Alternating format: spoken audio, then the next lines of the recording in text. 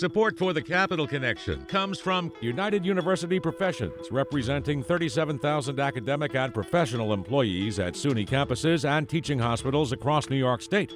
Frederick E. Cole, President, uupinfo.org. And New York State United Teachers, representing professionals in education and healthcare, online at nysut.org.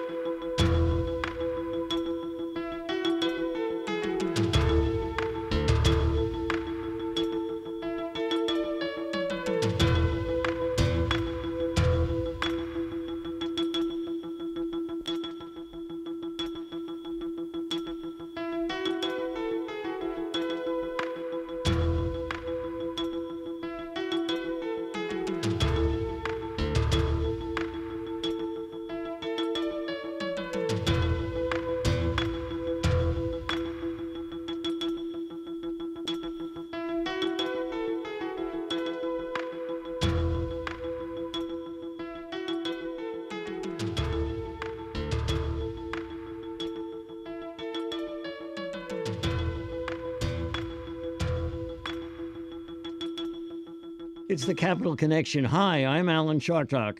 Joining this week, and I'm very happy about it, is Yancey Roy, the Albany bureau chief for Newsday. Yancey Roy is one bright guy. Welcome, Yancey. Hey, thanks for having me, Alan. Okay, so we got a lot to talk about. Let's talk about the Democratic campaign strategy. There's obviously an abortion issue in New York. Maybe you could talk about that. Well, you know, what we did last weekend at Newsday, we ran a long piece about Democrats are just obviously got a strategy going forward to November, and that is to hammer Republicans on a couple of themes. One is abortion rights, and the other is Donald Trump / the January 6th insurrection at the U.S. Capitol.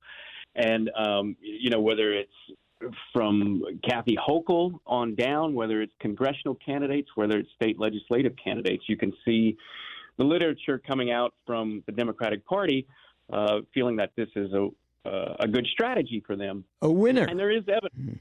There is evidence, sure. Yeah. There was the referendum on abortion in Kansas, which is, of course, a pretty conservative state where voters essentially voted for abortion rights.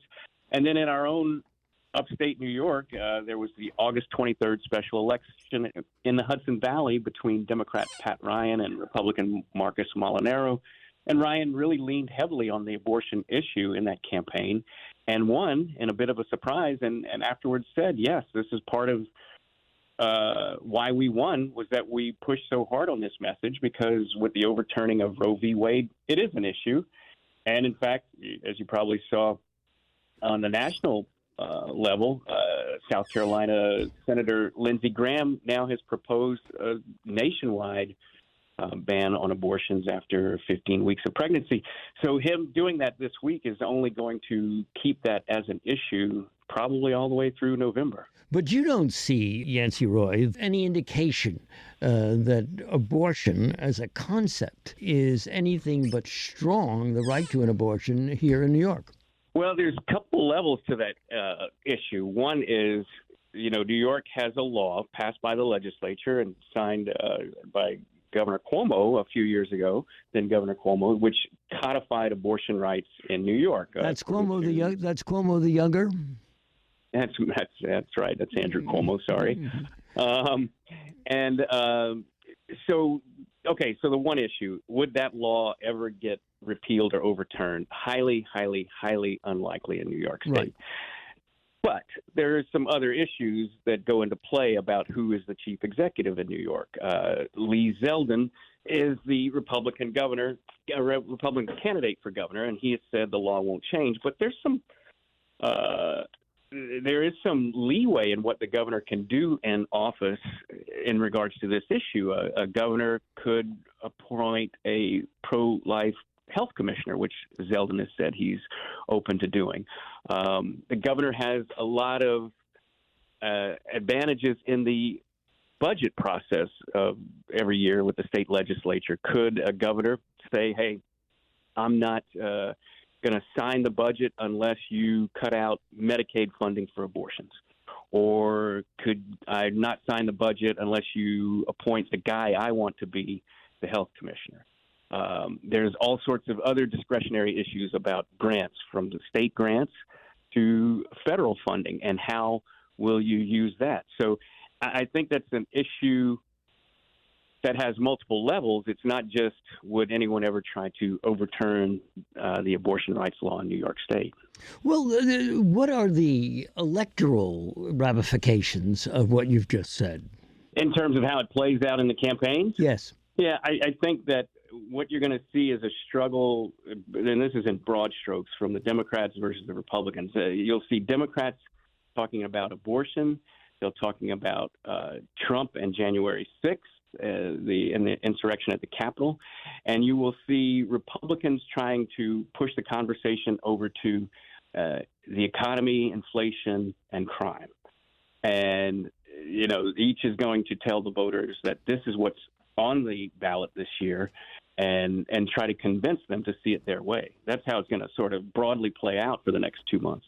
So now that you're talking about this, what do the polls say about the governor's race now? Well, the most recent Emerson College poll says Hochul's still maintaining a 15-point lead. That was kind of in keeping with what both Emerson and Siena said about a month earlier. So that's where it stands right now. There's a couple of mileposts in this campaign. That one we've just passed, which is Labor Day, which is the traditional jump start of like, okay, really going to speed up. And then there's what we used to call Columbus Day, but about second week of October, where you got 4 weeks to go to Election Day, and that's where you're really going to see TV blitz of ads and radio and online and everywhere. We're already seeing some of it. Kathy Hochul has gotten out early. She's got a large campaign war chest, and she started with a $2 million ad buy right after Labor Day, going right after Zeldin on the issues that we just talked about. Very impressive, by the way. Very impressive ads, I thought. They're playing everywhere, too, it seems. Zeldin is now out with his first TV ad. It's about crime rates. I think that, like I say, as we move into October, it's just going to be more and more. That's when you're really going to see both campaigns really turn out the ads and the. So could we talk about Zeldin for a moment? You work for a Long Island newspaper, right? So what do the polls say about the governor's race, and how popular is Zeldin, who I heard was in trouble on Long Island now that he's facing a different kind of election? Well, let's take that apart a little bit. There was, he's been elected on Long Island first to the state Senate and then to Congress in a district that is basically the east end of Long Island, Suffolk County, which tends to be the more conservative part of Long Island. He's won support. It's kind of a swing district in that congressional district, but he's steadily won each time. Now, you move over to talking about a statewide race. Well, that's a whole different kind of race, right? First of all, and probably one of the big things facing Zeldin is name recognition, and do people know you? It's one thing to be well known in your district. Every legislator is well known probably in his district. But when you look at the statewide numbers, and I'm looking at the Siena poll right here. I mean, Zeldin's been campaigning for a year and a half, and in the last Siena poll, 41% of people said they don't know or didn't know enough about him to have an opinion of him. So that's the first big hurdle that you have to overcome. And how do you do that? Usually it's with campaign money. Now, Zeldin had raised a decent amount of money in the Republican primary, but he had to spend a lot of it to win that four-way primary back in June. After that primary, he was down to about $1.5 million. They say he's, probably raised $1 million or so since then. We know that he recently had a fundraiser with the ex-president Donald Trump to help raise money for him, which is kind of a double-edged sword because in New York, you need the money to run. In New York, you need the money to run. But Donald Trump is, you look at the polls there, 2-1 unfavorable numbers in New York State.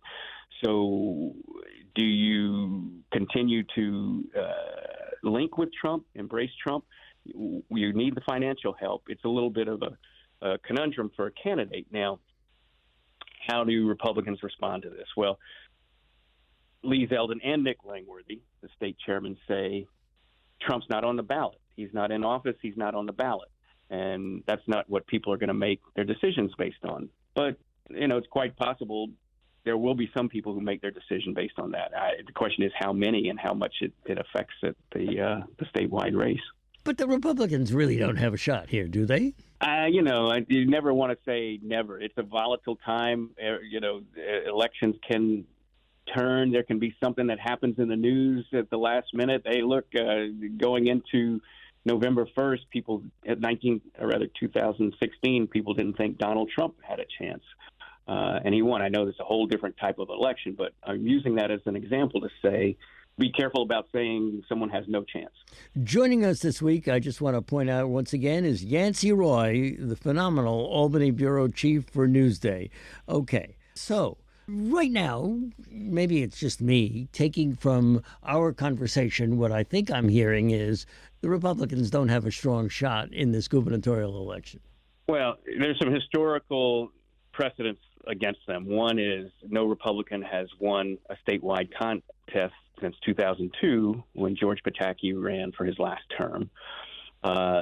Two, after having won twice before, of course, so that had some effect. Yeah, I'm sorry. Right. And two, the circumstances are kind of different from 2002 in the sense of enrollments.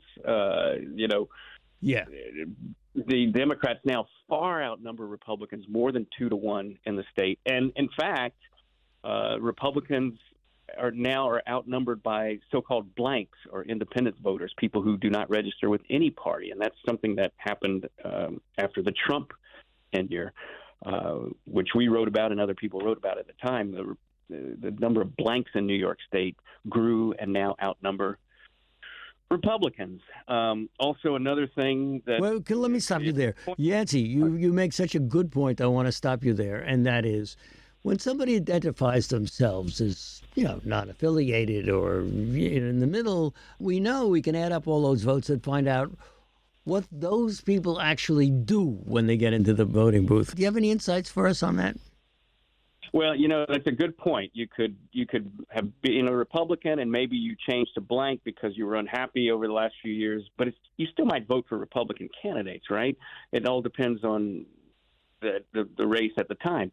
So you're wondering about maybe how will independent or blank voters break in the election. Mm-hmm. If you're a Republican, if you're the Republican candidate like Lee Zeldin, because Democrats so heavily outnumber Republicans in the state, you have to win the independent voters. You have to win them big. You probably have to win them by at least 15, 20 points. You can't just win it by 5, right? And that also fluctuates on turnout. But what we saw in the last poll, again, not that polls can't change at all, but when you looked at independent numbers, would you vote for Kathy Hochul or Lee Zeldin? Zeldin has an edge, but it's only by 2 points. And Zeldin's probably not going to get a lot of Democratic voters on his side. So his target would have to be those independent voters. And like I said, you can't just win by 2 or 5 points if you want to win statewide. If you're the Republican, you got to win that pretty big, 15 or 20 points. So there's some hurdles there, but it doesn't mean this is by any means over or locked up or anything like that. We're talking to Yancey Roy, the Albany bureau chief for Newsday. Okay, so let me ask you about this legislation that will require SUNY campuses to have polling sites where students could vote. Do you see this as having any impact on the elections? I should say that the producer of the show, David Gustina and Alan Chartock, your host here, are both college teachers and know that maybe it takes a bomb to get a student out of a seat to vote. Well, this is something that the New York Public Interest Research Group, NYPIRG, and others have been pushing for years. The idea, broadly, is to get more people to vote, make it easier for people to vote, wherever, if it's in college or, whatever the circumstance. And they say it would be easier to allow college students to do that. Now, Republicans in general have been against this in New York State. Among other reasons, it's sort of just a straight-up strategy calculus here, because you've got a lot of upstate communities with SUNY campuses. The upstate tends to be more conservative, but SUNY students come from all over, whether it's at Albany or New Paltz or Binghamton or wherever. And so basically the general idea is that if you allow students to vote in, say, Binghamton, they're going to vote more on a more liberal scale than probably the local residents would. And so that's why especially the upstate Republicans have been against that idea. Now, one of the questions beyond the sort of that argument is how much would students turn out in the election? There's always talk about, the young vote and will it turn out? I think that's something that people still debate as to how much young voters will come out. Typically year after year, and you see this in studies from AARP and others, if there's any group that comes out kind of disproportionately compared to others, it's people who are 50 and older, not the younger voters. Well, let's change subjects, Yancey Roy, to Governor Kathy Hochul, who said Monday she would not renew her emergency powers to manage the COVID-19 pandemic, noting availability of a new booster shot and coronavirus case numbers that are holding steady. The governor's emergency powers were put in place by former Governor Andrew M. Cuomo, remember him, in 2020 and renewed multiple times. Republicans have been criticizing the governor for keeping those powers. What do you make of that? Well, this has been something that Republicans in the legislature have been harping on for a long time, and even some Democrats, frankly, when Andrew Cuomo was the governor, was that we go back to the start of the pandemic, and things were just breaking fast, and it spread quickly. And Andrew Cuomo made the argument, and a lot of people agreed that, look, a governor is going to have to make quick decisions to spend money here, to put up a mass vaccination site there, a testing site over in this county, and we just can't do it all through the legislative process. And everyone agreed with that. And he held that power. But as the first year went by, there began to be more and more carping that, the immediacy of decision-making wasn't there anymore, and that the governor needed to give up this power and return some of the more give and take to the legislature. Kathy Hochul, when she came in August, didn't give it up immediately. And I think that was because they will tell you, they were worried about December, January, the flu season, everything from last year. Would they have to do a lot of test sites and vaccination sites, and where would they get test kits and where would they get vaccines? And so they needed the ability to act fast. We move into the summer. Again, there was more Republicans saying, give up the power. This is going on too long. She held on to it till the start of this school academic year in September. Again, the rationale there was, well, what if school starts and then all of a sudden we have a huge outbreak and we have to swing into action? But that argument didn't cut it with a lot of state legislators in saying that this was a way around things. This was a way to keep power in the governor's office, and this was a way to sometimes do things like expedite contracts without bidding, which maybe the governor shouldn't be doing. So there has been some real kickback, rather pushback, I should say, pushback from the Republicans about that issue. Does it resonate in the election? I don't know. It's definitely something that I think people in campaigns talk about. I don't know if it gets above the din of the other issues that we talked about previously, abortion, Trump, crime, inflation. Those tend to be like taking up most of the oxygen in the campaigns right now. I want to talk to you, Yancey Roy, about two health issues, if I can. And we're running out of time here. We're down to the last 7 minutes or so. So let me ask you this. How about a lot of talk about the spread of polio in New York, one, and two, the monkeypox and COVID in the state? Both of those are significant health issues, and I wonder what people are saying. Well, polio, which, been gone for decades, came back.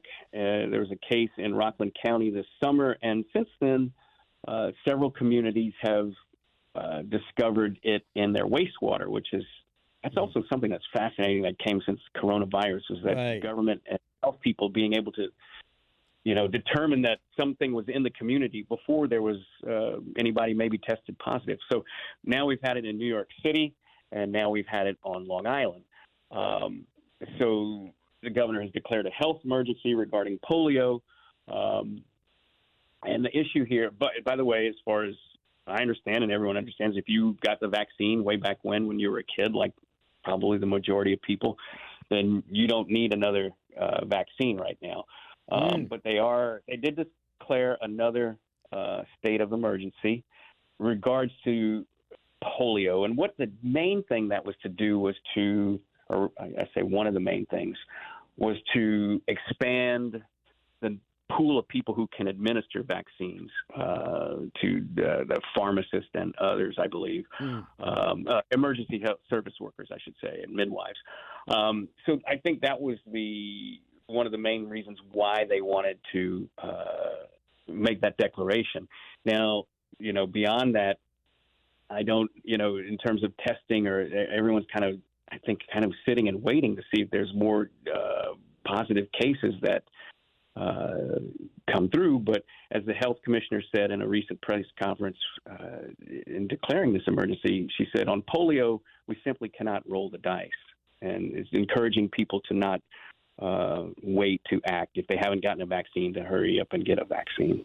Now, your newspaper is Newsday, of course, and ex-Nassau County Executive Edward Mangano heading to prison after the appeals court denies his bail bid. This is not the first person from Long Island to go to prison. What happens when a politician gets caught and goes to prison? Well, it's all basically stemmed around, and I'm generalizing here, but basically trading favors, right, for contractors, in this case a restaurateur, and getting treatment and money. It's an interesting thing in the sense that, Ed Mangano was for folks upstate who might not know, he was a Nassau County politician who back in 2009 ran for county executive against Tom Suozzi. You remember that name. Sure. Suozzi was, a powerful guy on Long Island. And Mangano won in what was kind of a stunning upset. And then he beat Suozzi again in 2013 in a rematch. So he was a big Republican hero in that sense. But in the end, his term being county executive, arguably was a terrible thing for the way his life turned, rather, because a few years later he's indicted, he's later convicted on all of these trading favors for money, and after a lot of appeals and trying to stay out of prison, and it looks like he is finally going to be headed to prison shortly. And it's an interesting rise and fall, all in the course of about 12 years for Edward Mangano. Let's just talk about takeaways from the congressional and state Senate primaries that you wrote about. And you wrote that in a rare August primary, for which voter turnout was patchy, it had the potential to produce some surprises around New York State. Extreme right candidates were trying to take out party-backed Republicans. Did that work? It really didn't, to a large extent, at least not in the races that we were covering. There was some far-right Trump candidates trying to win on Long Island. They were not successful. There were some crypto-backed candidates. They did not win as well. It's also interesting that in some of the more high-profile Democratic primaries, the more moderate or mainstream Democrats won. And rather than the far-left socialist, whether that was in there was a couple of big races. One, congressional district number 3, Tom Suozzi's district on Long Island. There was a handful of candidates, and it was won by, on the Democratic side, it was won by Robert Zimmerman, who was arguably, in a 5-way race, was probably one of the 2 most mainstream or moderate candidates there. And out on the far end of Long Island, to replace Lee Zeldin, there were 3 candidates. Michelle Bond was a crypto exec who had a lot of money backing her, and people thought that might be an upset. She was a real Trump backer. And instead, the party-backed guy, Nick LaLota, won fairly easily. So it was interesting that, at least in New York, unlike some other states that we see, no, the far-right candidate in the primary did not win Republican primaries. Okay, so all I can say is, Yancey, you are always a favorite of ours, and we keep coming back to you because nobody has his hand or finger on all of this, the way that you do, and we thank you for being with us. And we are out of time. Our guest has been Yancey Roy, the Albany Bureau Chief for Newsday. Yancey, again, thank you for joining us. Thanks for having me.